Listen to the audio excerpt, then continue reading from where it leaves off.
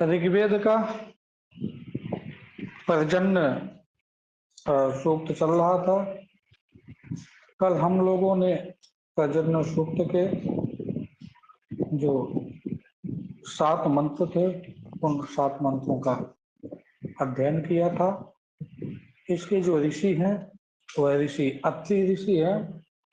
वह जो पर्जन्य देवता है, जो मेघों के देवता। पहले मेघ होते थे, मेघ अभी भी मेघों से ही वर्षा होती है। उसमें 2 प्रकार से स्थिति बनती थी। कभी कभी मेघ अतिवृष्टि कर देते थे, बहुत ज्यादा वर्षा कर देते थे, फसल नष्ट हो जाती थी। कभी कभी वर्षा ही नहीं करते थे, फसल ही नहीं होती थी। उसके लिए इन्होंने एक पर्जन्य देवता, पर्जन्य देव है ये, पर्जन्य देव मेघों को नियंत्रित कर, ना तो अतिवृष्टि हो, ज्यादा वृष्टि हो, ना तो कम वृष्टि हो, मेघों को नियंत्रित करके वर्षा करवाते हैं। जलहीन जहाँ प्रदेश होते हैं वहाँ मेघों को ले जाते हैं, ताड़ना करके ले जाते हैं, डरा के ले जाते हैं और उनसे वहां पे बारिश कराते हैं। इस प्रकार से अत्रि ऋषि ने जो पर्जन्य देवता है उनकी स्तुति की। अब हम आगे जो 9वां मंत्र है, कल हम लोगों ने 8वें मंत्र तक नहीं 7 मंत्र तक देखा था। अब हम लोग 8वें मंत्र से देखें। 8वें मंत्र में अत्रि ऋषि कहते हैं, महंतम महांतम कोशम उदचा निषिंच स्यंदन्ताम कुल्याः विशिता पुरस्तात् घृतेन द्यावा पृथिवी व्युन्धि सुप्त्वा पाणम भवन्त्वघ्नाभ्यः। अब कहते हैं अत्रि ऋषि, महांतम महांतम कोशम उदचा निषिंच। महांतम कोशम, प्रबद्धम कोशम, बहुत बड़ा जो कोश है। शरण भाष्य में लिखा है तम महांतम अर्थात प्रबद्धम कोशम, कोश स्थानीयम मेघम उदच। जो कोश स्थानीय मेघ है उसको उदच अर्थात ऊपर की ओर उठाओ। उसके बाद निषिंच अर्थात उसको नीचे की ओर क्या कर दो, वर्षा कर दो, बारिश कर दो। महांतम कोशम, जो प्रबिद्ध कोश स्थानीय मेघ है, उस मेघ को उदच अर्थात ऊपर की ओर उठा लीजिए। उठाने के बाद निषिंच, नीचे की तरफ बारिश करा दीजिए, नीचे की तरफ बरसा दीजिए।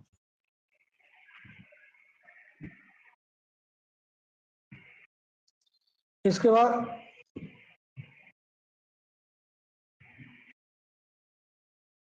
बाद संदंताम कुल्याः विशिताः पुरस्तात्।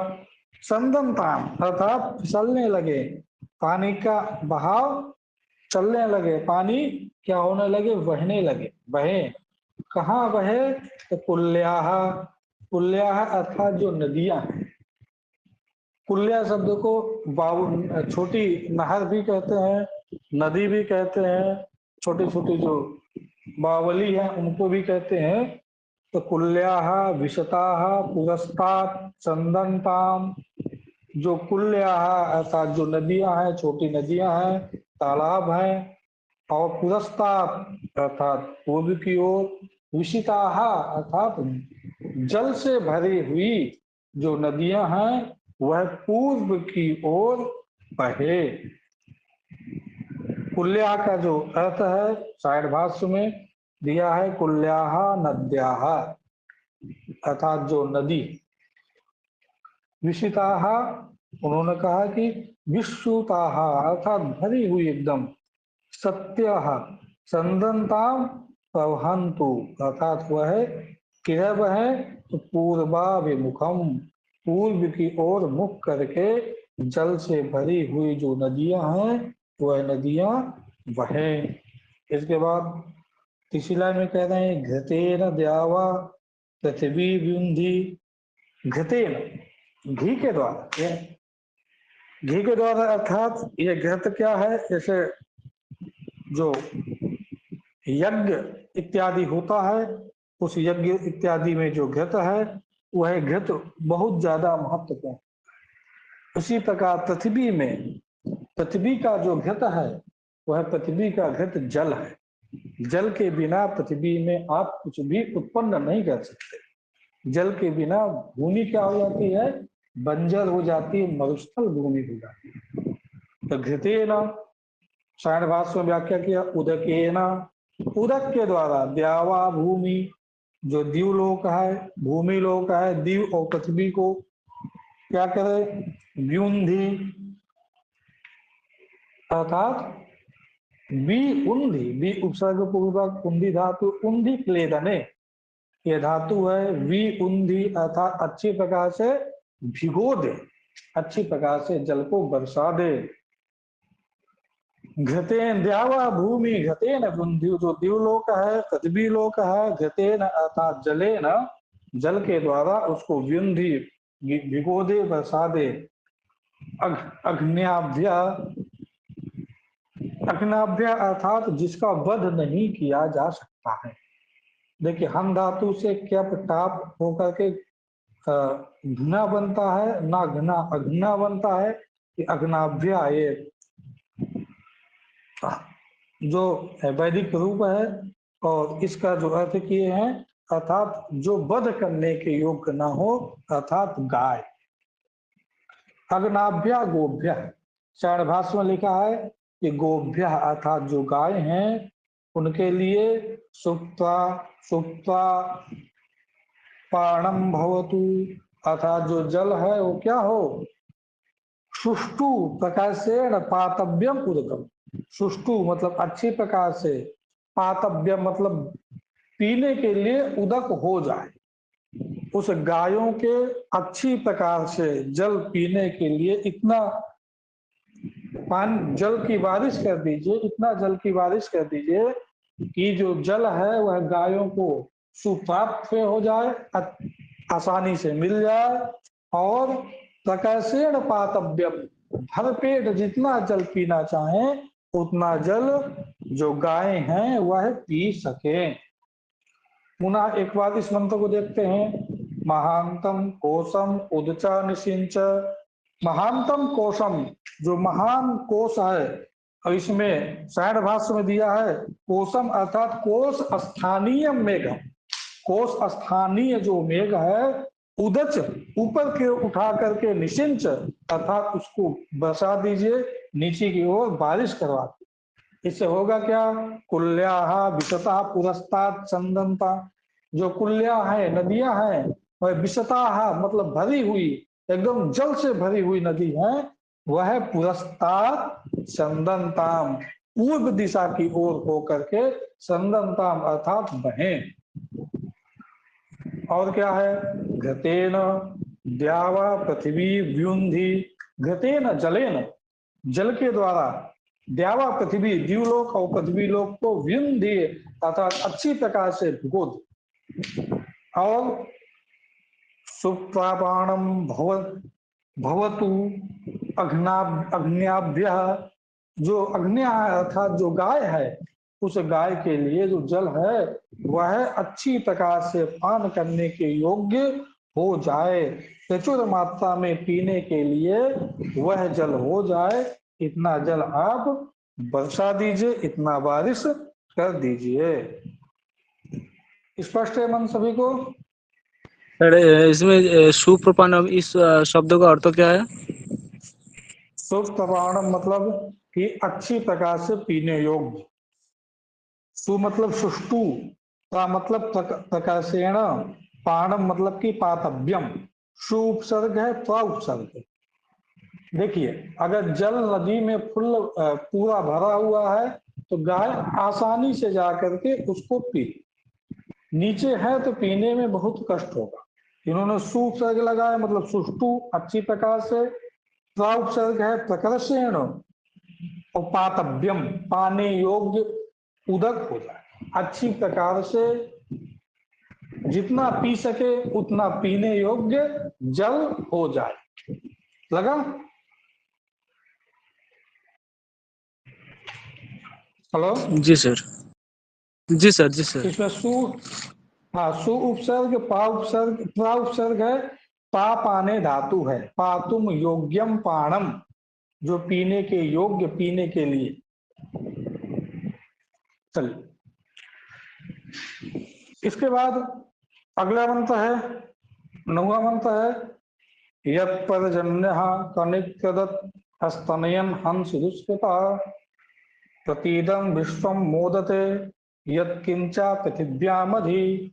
यत् पर्जन्यः कनिक्रदत्, यत् जो पर्जन्य है, यत् कनिक्रदत्, कनिक्रदत् अर्थात शब्दायमान, अतिशयेन क्रंदति इति कनिक्रदत्, जो अतिशय अत्यधिक जो क्रंदन अर्थात शब्द कहते हुए, अत्यधिक शब्द को कहते हुए, जब दुष्कृत हंस, जो दुष्कृत है, जो दुष्ट मेघ है, उन मेघों को जब हंती अर्थात मारते हैं, तब प्रतीदम विश्वम मोदते, इदम विश्वम, यह जो विश्व है क्या होता है, मोदते, और क्या, यत् किम पृथिव्याम अधि, जो भी पृथ्वी में है वह भी क्या होते हैं, प्रसन्न होते हैं। मेघों को आपको बताए थे कि मेघ कोई कोई दुष्ट मेघ होते थे, उन दुष्ट मेघों को, दुष्कृत जो मेघ है, वो मेघ कभी वर्षा करे नहीं करते थे, अथवा कभी वर्षा इतनी ज्यादा एक जगह कर दे कि वहां अतिवृष्टि हो जाती। ऐसे जो मेघ थे, उन मेघों को जो पर्जन्य देवता थे वह क्या करते थे, हम अर्थात उसको मार देते थे। कैसे मारते थे, यद कनिक्रदत्, कनिक्रदत् अर्थात यद पर्जन्य, कनिक्रदत् हंस दुष्कृता, अत्यधिक गर्जना करते हुए, शब्दायमान, शब्दों से युक्त होकर के, स्तनयन भी देखिए, स्तनयन अर्थात गर्जना करते हुए, शब्द करते हुए, गर्जना करते हुए, दुष्कृतः हंस, जब दुष्कृत जो मेघ हैं उनको, दुष्टों को मारते थे, तो यह इदम विश्वम मोदते, संपूर्ण विश्व प्रसन्न होता था। और यत् किंचा पृथिव्याम अधि, जो भी लोग पृथ्वी में निवास करते थे वह लोग भी इनके इस जो कार्य है, क्रिया है, इनसे बहुत ही ज्यादा प्रसन्न होते थे।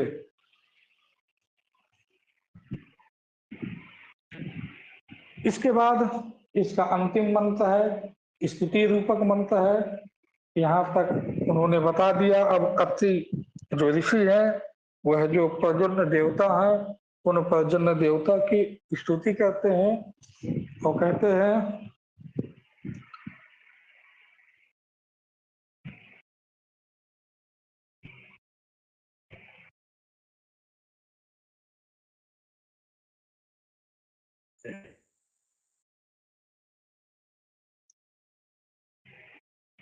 अब देखिए, अवर्षि ही वर्षम उदसु विभाया धान्वान्याप्ते तवा उव अजीजन औषधि भोजनाय कमुत प्रजाभ्यो विदो मनीषाम।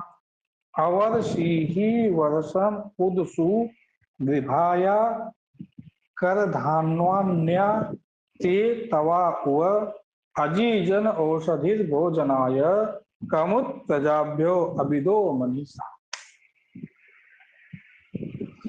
अत्रि ऋषि कहते हैं कि अवर्षि ही वर्षम, वर्षम अवर्षि ही, आप जो वर्षा थी उस वर्षा को क्या कर चुके हैं, अवर्षि ही, बरसा चुके, जल की बारिश आप कर चुके हैं। ये अवर्षि लंग लकार का प्रयोग है, अर्थात आपकी ने जो बारिश किया, बारिश आप कर चुके हैं। उत पुषु विभाय धन्वानि अकह अत एवै उ, उत और भी आपने क्या किया है, उत अर्थात उत्कृष्टम, जो उत्कृष्ट कार्य आपने किया है, सु अर्थात सुष्टम, ग्रीभाय धन्वानि अकह, ग्रीभाय धन्वानि अर्थात सुग्रीभाय, अर्थात जो आपका जल है उसको क्या करिए, सुगृभा, अच्छी प्रकार से आप अपने जल को अब रोक लीजिए। अब आपने बारिश को कर लिया है। धन्वानि अकह अति एतवै उ, धन्वानि अर्थात जो निरुदक निरुदक प्रदेश थे, धन्वानि का सांडभाष में किया, धन्वानि निरुदक प्रदेशान, जो निरुदक अर्थात जो जल से विहीन प्रदेश थे, अर्थात जो मरुस्थल थे, वहां पर अकह अत अति एवै उ, अकह अर्थात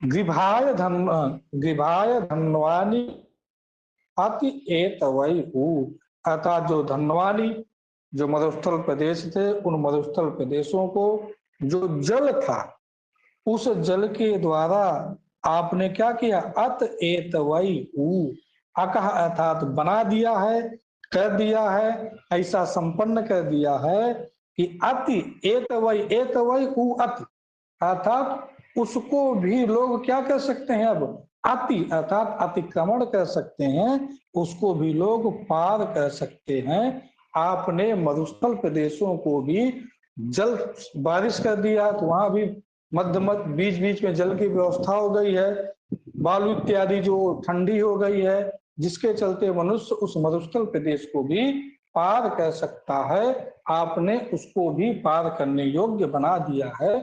इसलिए आप क्या करिए, वर्षम अवश्य ही, वर्ष जो जल है उसको बरसा चुके हैं, अतएव उत उसु विभाय, अर्थात आप जल को अच्छी प्रकार से रोक लीजिए, स्थगित कर दीजिए, जल को वहीं स्तंभित कर दीजिए।